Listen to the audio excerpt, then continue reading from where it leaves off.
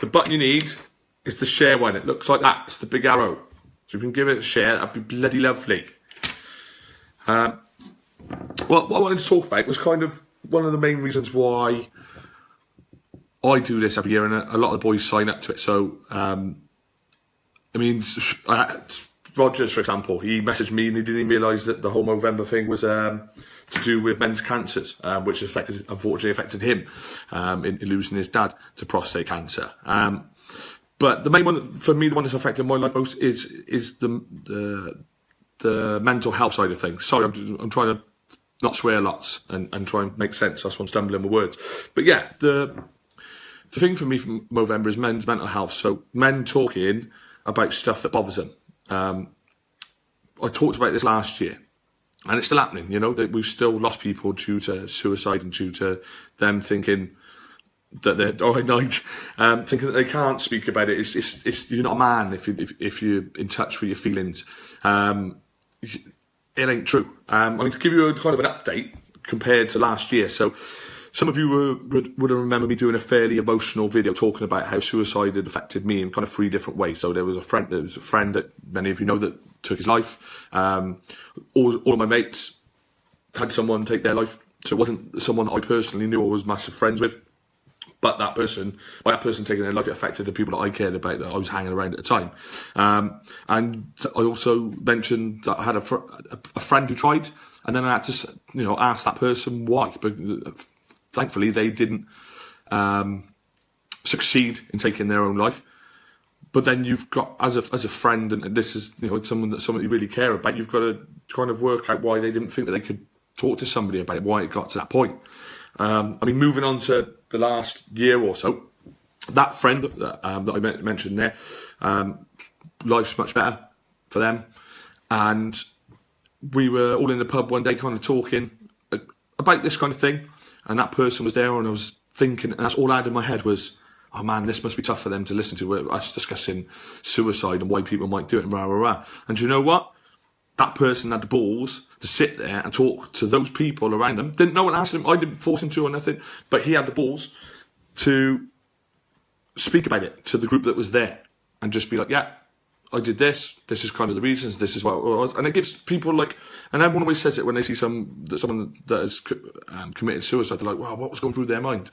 And to kind of have somebody there to kind of give you an insight into what it's like to be in that frame of mind, it's insightful, it's scary, but also I suppose it can be helpful in the sense that people would think, I could recognise the signs better, or now I know why they would go down that route, and whatever the case may be. Other bits about it, I've had, again, I always say I have conversations with people all the time. I'm lucky enough that people will open up to me. Tends to be whenever they drink, to be honest, but then that's the same as all of us. But I've had a conversation with a person, and they were kind of the phrase they said to me. They were like, I'm so envious of how confident you are, and how much confidence you've got, Rob. And I was like, really? I was like, I don't class myself as a confidence person anymore, due to different reasons and whatnot. But so that was a crazy thing. And we kind of talked about it, and I was like, all right, okay, that's it. And because you never know how people view you, and yeah, it's a nice insight, and it's a nice compliment, for someone to say that. But we carried on with the conversation, and I explained to this person. I said, "Well, the thing is, you're looking at me thinking, I wish I had something you've got, whereas I look at you and I think you've got something that I'd want." And that was kind of the point where I thought about kind of doing these videos. I was going to start them at the beginning of the month, but it's kind of been a case of building up because it's quite personal.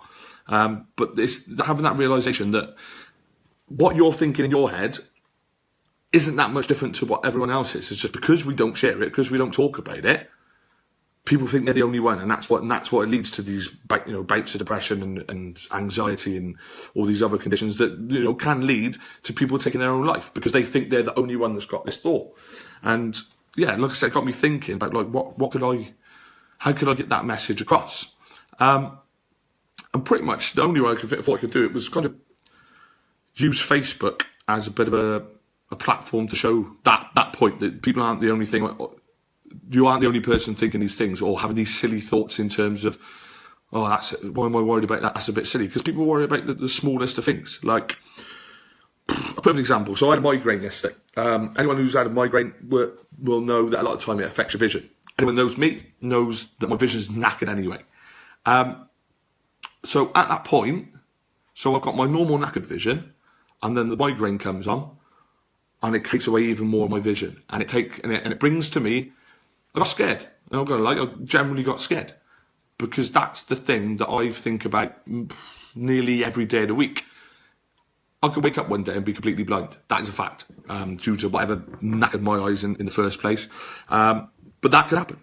So to be sat there, kind of with my newly adjusted vision, and then to have even more of that taken away due to the migraine, scared the life out of me. I thought, oh man, I didn't think it was a migraine. I thought, oh, has my eyesight just gone even more? Is this it? Like, am I on the decline to losing my eyesight permanently? That is a scary thought. And like I said, it's something that I think about on a daily basis. Do I let it affect my life? No, that's the kind of person I am. It doesn't make me a superhero or nothing. But that's how I deal with it. I just go up, whatever it's going to be is whatever it's going to be. But I don't show that on the outside. So again, people going, oh, look at him, he's always having a laugh, he's always confident and outgoing and all that. But yeah, in my head, every day, I'm thinking, I could be blind one day. How scary is that? Can't never see any of my friends, never see any of my loved ones again. Mess up your whole life. You change all the plans that you ever had. And then like other things that kind of pass on my brain on a regular basis that probably affect a lot of guys like me of my age, and boiling down to like single. I'll be 32 next month. Now, most of my friends are in settled down relationships. A lot of them got kids. Blah blah blah. Fact is, and it sounds really weird, but I've told loads of people this, so I don't mind telling you guys. From like the age of 13, I've always known that I wanted to be a dad. Okay, I wanted to have kids. And that's why I love the job that I've got now. I think kids are amazing. They'll crack you up and they'll get you to look at the world a completely different way. They're just brilliant. So I've known that I've always wanted to be a dad. So I'm looking around at all my friends. Oh, you're in a relationship, you've been going well, you're buying houses together, you're having a kid together, and I'm not. Like, that plays on my head every day, man. Like, all the time I just think, this wasn't the plan. When I was, thinking about where I'd be by the time I was 30, I was thinking I'd have a house, I'd have kids, I'd have a car, I'd have a partner, all that. I haven't got none of it, all right? I moved to that, that's it, that's all I got out of that. That's stuff that goes on in my brain, but yeah, everyone sees me as the happy-go-lucky, confident, loudmouth gobshite, which I am, I am. But my point being is those are two things, okay? And they're quite big. I have other little weird thoughts that I'll share with you another time. I think I might do this a little bit more. But what I'm trying to say is, blokes especially, right? Women go over it, but this is for me, this is a big bloke thing. That's two things that scare the life out of me and worry me all the time on a regular basis, not like once a month, right? All the time. I could be blind any day, and why aren't I married with kids? Or I haven't got any kids? What's going on? So, the things that you're sweating in your brain and things that make you lose sleep at night, maybe they're the same as mine. Maybe they're smaller or bigger in society's opinion, but everybody's problem is as big as they let it be, I could have, a worry that I'm wearing clothes and I look weird in them. That's it. That could be my worry for the week. Oh, fucking hell. Everything I wear. Oh, there you go. There's one. Go straight to it. I know I only own 2 pairs of jeans, really. And one's now got a hole in the pocket, which is pissing me off. They're my favourite jeans. So I know that I've only got 2 pairs of jeans that I wear, and one of them I wear to work. But yeah, so sometimes I think, oh man, people must look at me and go, he's fucking wearing those jeans again. When you think about that, that's so pathetic and minuscule. But yeah, at that point, that's a worry. Oh man, I need to get some more jeans because people are looking at me, thinking I'm wearing jeans all the time. They must think I'm fucking. I must think I don't wash my clothes. That's the only, or I can't afford clothes. I must think I'm poor. That's how the brain works, okay? And if nobody's thought that way, in terms of such a minuscule thing, a pair of fucking jeans, I think they're lying to themselves, or they're lying to you if you ask them. All right, so we've gone from like huge things like you could be blind one day. Well, that's quite scary too. People are going to think that you haven't got any money or that you don't wash your clothes often enough because you wear the same jeans all the time. So I'm going to leave that there.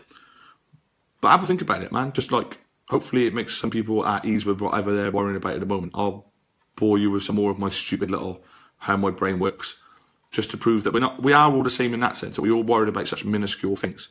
And you don't have to think that you're the only person that thinks those. So, watch the video whenever you can. Anyone who's been watching it, can you share it as well? Just to get the message out there. Because I have been massively exciting. I've only had 2 viewers all the way through. But that's the whole point, guys. It might sound like me waffling on or whatnot, but it is just to show people that, hey, we all got things that play on our mind. And we've all got different ways of coping with them. So I'll bore you soon. Remember, use the share button. Buy tickets for this. £5. It's going to be a good night. Arrivederci.